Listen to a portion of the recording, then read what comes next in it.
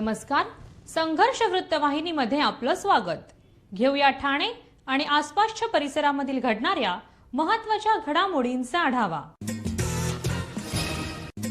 आई बाबा सामाजिक संस्थेचे अध्यक्ष जयेंद्र कोळी, भाजपाच्या नगरसेविका नम्रता कोळी यांनी गडकरी रंगायतमध्ये आयोजित केलेल्या भव्य कार्यक्रमामध्ये 1200हून अधिक विद्यार्थ्यांना वह्या वाटप केलं.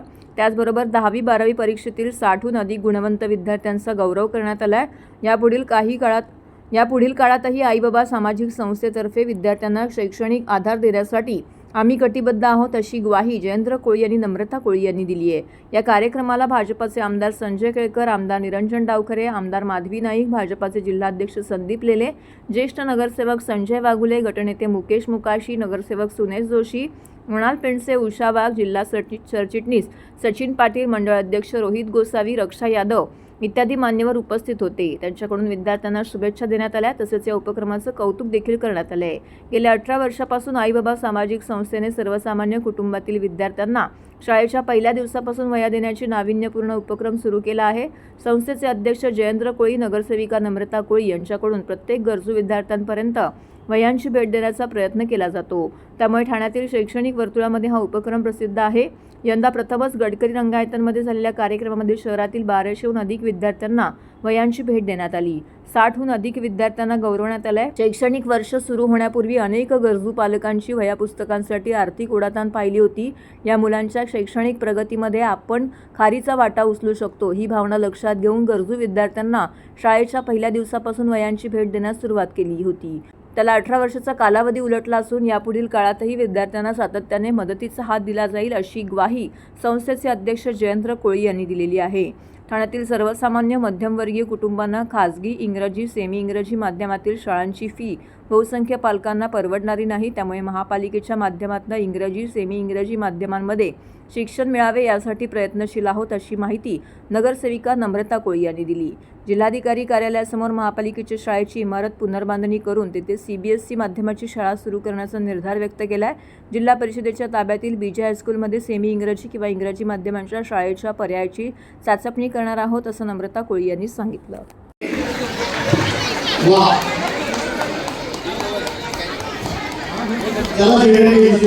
आज मोदीजींच्या सरकारला 12 वर्ष पूर्ण होत असताना खऱ्या अर्थाने एक विक्रम मोदीजींच्या माध्यमाने तयार झाला. सगळ्यात जास्त दिवस पंतप्रधान पदाचा कार्यभार सांभाळणारे एकमेव व्यक्ती म्हणून माननीय मोदीजींचा आज देशभर खऱ्या अर्थाने कौतुक, सन्मान, सत्कार या इकडे आणि त्याचबरोबर अनेक मंदिरांमध्ये, गुरुद्वारांमध्ये, जैन मंदिरांमध्ये या इकडे आरती, पूजा अर्चेचा कार्यक्रम हा घेतलेला आहे.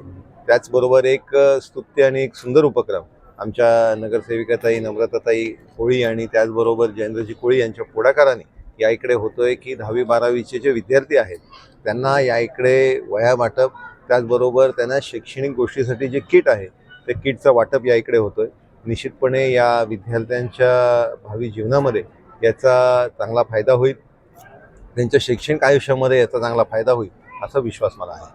माननीय पंतप्रधान नरेंद्रजी मोदी यांच्या यशस्वी कारकिर्दीची 12 वर्ष आज आम्ही सगळीकडे साजरी करतोय. देशभरामध्ये त्यानिमित्ताने उत्साहपूर्ण वातावरण आहे आणि या सेवेच्याच मार्गावरती चालणाऱ्या नम्रता कोळी यांनी आज विद्यार्थ्यांसाठीचा एक अत्यंत स्तुत्य असा उपक्रम राबवलेला आहे. नम्रता कोळी अत्यंत संवेदनशील अशा आमच्या नगरसेविका आहेत. प्रभागातल्या सगळ्या स्तरातील नागरिकांसाठी जे जे योग्य, उचित आणि आवश्यक आहे त्यासाठीचं अभियान त्या राबवत असतात. मग ते वृद्ध असतील, ज्येष्ठ नागरिक असतील किंवा विद्यार्थी असतील. विद्यार्थ्यांचं कौतुक, त्यांचा गुणगौरव आणि त्याचबरोबर त्यांना शालोपयोगी ज्या वस्तू आहेत त्यांचं वाटप असा दरवर्षी उपक्रम त्या राबवतात. आजही त्यांनी हा उपक्रम राबवलेला आहे आणि त्यांना त्यांच्या उपक्रमासाठी मी मनापासून शुभेच्छा देते. आणि आज त्यांच्या प्रभागातल्या अत्यंत गुणवंत की ज्यांना 95% वर देखील मार्क मिळालेले आहेत अशा विद्यार्थ्यांचा त्यांनी इथे सन्मान केलेला आहे. मला असं वाटतं की हा फक्त सन्मान नाही तर समाजातल्या बाकीच्या मुलांना प्रेरणा देणारा असा देखील कार्यक्रम आहे. या कार्यक्रमानिमित्त मी त्यांना मनापासून शुभेच्छा देते. दरवर्षीप्रमाणे जवळजवळ म्हणजे 18 वर्ष झाली आमचा हा वह्या पुस्तकं वाटपचा कार्यक्रम अविरतपणे चालू आहे. हा एक तप आहे, जसं मोदीजींचं 12 वर्षाचं तप आता पूर्ण झाले आणि पूर्ण जगभरातून त्यांच्यावर कौतुकाचा वर्षाव होतोय, त्यांना ब्लेसिंग्स मिळत आहेत. तसंच आमचाही कार्यक्रम ला जवळजवळ 18 वर्ष पूर्ण झालीत आणि हा विद्यार्थ्यांशी जोडलेला हा जो कार्यक्रम आहे, त्यांचे शैक्षणिक साहित्य वाटप आम्ही इथे करतो. विद्यार्थी पालक यांचं कनेक्शन आमचं खूप पूर्वीपासूनचं वर्षानुवर्ष आहे दिसून येतं आणि त्याची प्रचिती अनुभूती आम्हाला प्रत्येक वेळेस आलेली आहे. त्यांचं प्रेम आमच्या पाठीशी सदैव राहिलेलं आहे आणि ते त्यांनी दाखवलेलं आहे त्यांच्या कृतीमधून. आणि अशा रीतीने हा कार्यक्रम इथे संपन्न होतोय. खूप उत्स्फूर्त प्रतिसाद मुलांचा आणि पालकांचा लाभतोय आणि याच पद्धतीने हा कार्यक्रम आणि ह्यांची सेवा आमच्या प्रभागामध्ये घडो हीच आमची ईश्वरचरणी प्रार्थना. ठाणे महानगरपालिकेचे मालमत्ता कर म्हणजेच प्रॉपर्टी टॅक्स भरण्याचे आवाहन. सन 2022-23 या आर्थिक वर्षाचे मालमत्ता कराचे म्हणजेच प्रॉपर्टी टॅक्सचे बिल ठाणेकर करदात्यांना महापालिकेमार्फत आर्थिक वर्षाच्या सुरुवातीस म्हणजेच माहे एप्रिल 2022 मध्ये देण्यात आलेले आहे. तथापि अद्यापही काही करदात्यांनी मालमत्ता कर महापालिकेकडे जमा केलेला नाही. सध्या आर्थिक वर्षाचा अंतिम टप्पा सुरू झाला आहे. मालमत्ता कर वसुलीसाठी महापालिकेतर्फे कडक कारवाई हाती घेण्यात आली आहे. या अंतर्गत जंगम मालमत्ता, टीव्ही, फ्रीज, वाहन व इतर जप्त करणे तसेच स्थावर मालमत्ता वॉरंट बजावून जप्त करण्यात येत असून मालमत्तेचा जाहीर विक्रीद्वारे लिलाव करून कराची रक्कम वसूल करण्यात येत आहे. मालमत्तेस पाणी पुरवठा करण्यात येणारे नळ संयोजन खंडित करण्यात येत आहेत. त्याचप्रमाणे थकीत मालमत्ता करावर 2% व्याज आकारले जात असल्याने भरावयाची रक्कम वाढत आहे. आपला मालमत्ता कर propertytax.thanecity.gov.in या लिंकद्वारे तसंच गुगल पे, फोन पे, पेटीएम याद्वारे ऑनलाईन पद्धतीने करण्याची सुविधा उपलब्ध करून दिली आहे. शनिवार, रविवार व सार्वजनिक सुट्टीच्या दिवशी नागरिकांना मालमत्ता कर भरणे सोयीचे व्हावे याकरता महापालिकेचे मालमत्ता कर संलग्न कार्यालय या दिवशी कार्यान्वित ठेवण्यात आलेले आहे. तरी मालमत्ता कर वसुलीची अप्रिय कारवाई टाळण्याच्या दृष्टिकोनातून मालमत्ता कर भरून महापालिकेस सहकार्य करावे. धन्यवाद. ठाण्यात नालेसफाई योग्य प्रकारे झाली नसल्याचा दावा करत महाराष्ट्र नवनिर्माण सेनेने छायाचित्रांसह पुरावे सादर करत महापालिका आयुक्तांच्या दालनाबाहेर आंदोलन केले. पाऊस येताच न्यायालयातील कचरा वाहून जाईल अशी मानसिकता ठेकेदारांची असल्याचा आरोप करत अशा ठेकेदारांना काळ्या यादीत टाकण्याची मागणी मनसेने केली आहे. दरम्यान 7 दिवसात नालेसफाई पूर्ण करण्याचे आश्वासन देत अधिकाऱ्यांनाही समज दिली जाईल असं आयुक्तांनी स्पष्ट केलंय. ठाणे महापालिका क्षेत्रात पावसाळ्यात नाले तुंबून आपत्कालीन परिस्थिती निर्माण होण्याची शक्यता असते.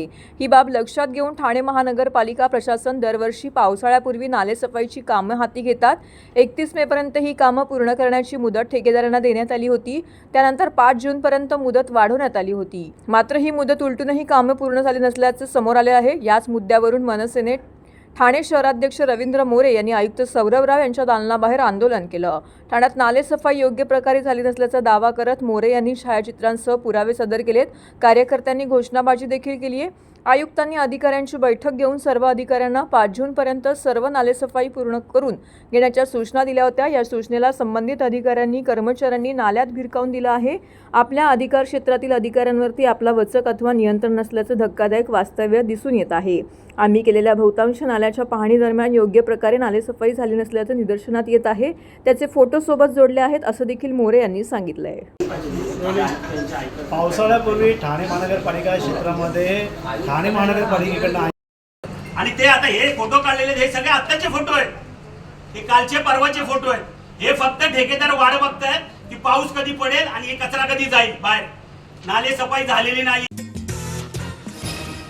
भारताचे लोकप्रिय पंतप्रधान नरेंद्र मोदी यांनी स्वतंत्र भारताच्या इतिहासात लोकांनी निवडून दिलेले सर्वाधिक कालावधीचे पंतप्रधान म्हणून नवा विक्रम प्रस्थापित केला आहे. या ऐतिहासिक क्षणाच्या निमित्ताने त्यांच्या उत्तम आरोग्य, दीर्घायुष्य आणि राष्ट्रसेवेतील अखंड कार्यासाठी सकाळी वसंत विहार, पोखरण रोड क्रमांक 2 येथील हनुमान मंदिरामध्ये भव्य महाआरतीचं आयोजन करण्यात आलं होतं.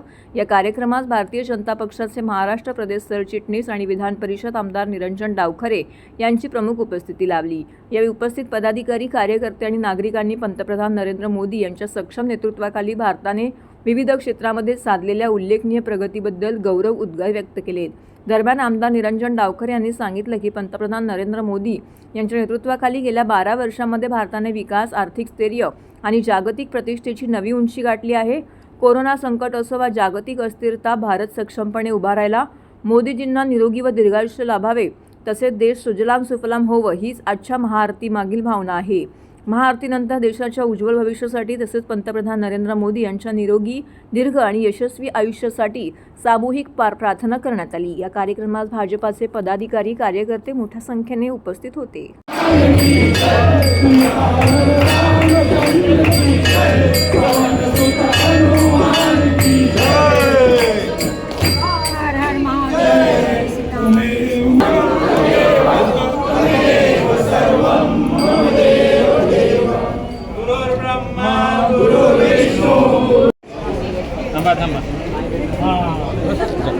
हर मोदी, सरकार मोदी, हर मोदी, सरकार मोदी, भारत माता की जय, भारत माता की जय, वंदे वंदे।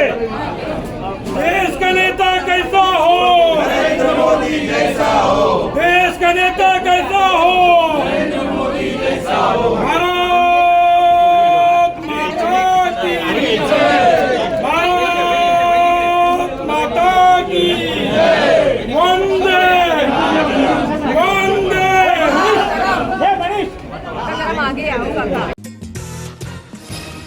ठाणे अंमली पदार्थ विरोधी पथकाचे पोलीस हवालदार अमोल देसाई यांना काही इसम अंमली पदार्थ विकण्यासाठी येणार असल्याच्या गोपनीय माहितीच्या आधारे अंमली पदार्थ विरोधी पथकाने सापळा रचून खारेगाव टोलनाका येथे इसम फिरोज अब्दुल खान यास पकडण्यात आले.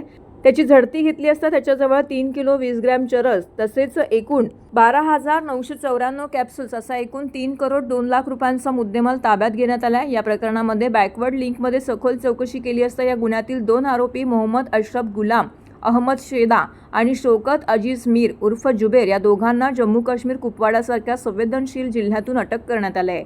पोलीस उपायुक्त अमरसिंह जाधव यांच्या मार्गदर्शनाखाली वरिष्ठ पोलीस निरीक्षक जनार्दन सोनावणे, सहाय्यक पोलीस निरीक्षक सोमनाथ पाटील आणि त्यांच्या पथकाने ही कामगिरी केली असून आरोपी यांनी चरससह ट्रामाडॉल सारख्या कॅप्सूलची मोठ्या प्रमाणामध्ये तस्करी केली आहे. त्याबाबत तपास सुरू असून चरस हा अंमली पदार्थ जम्मू काश्मीर येथून आणल्याचं निष्पन्न झालं असल्याचं या तपासामध्ये समोर आलं असून या संदर्भातली अधिक तपास सुरू आहे.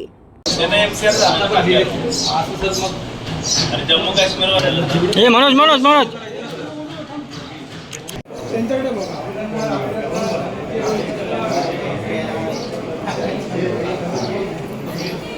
आणि 2017ला 11 किलो चरस जप्त केल्याचे गुन्हे दाखल आहेत, ज्यामध्ये त्याला शिक्षा झालेली आहे. तो शिक्षा पुन्हा अशा प्रकारचा गुन्हा केलेला आहे. गुन्हे शाखेच्या अंमली पदार्थ विरोधी पथकाचे पोलीस हवालदार अमोल देसाई यांना माहिती मिळाली होती की खारेगाव टोल नाक्याजवळ काही इसम हे चरस हा अंमली पदार्थ विक्रीसाठी येणार आहे. त्या अनुषंगानं अंमली पदार्थ विरोधी पथकाचे पोलीस निरीक्षक जनार्दन सोनवणे, सहाय्यक पोलीस निरीक्षक सोमनाथ पाटील आणि त्यांच्या टीमने ACP विनय घोरपडे यांच्या मार्गदर्शनामध्ये सापळा कारवाई आयोजित केली, ज्यामध्ये फिरोज खान राहणार अंकलेश्वर गुजरात याला ताब्यात घेण्यात आलं.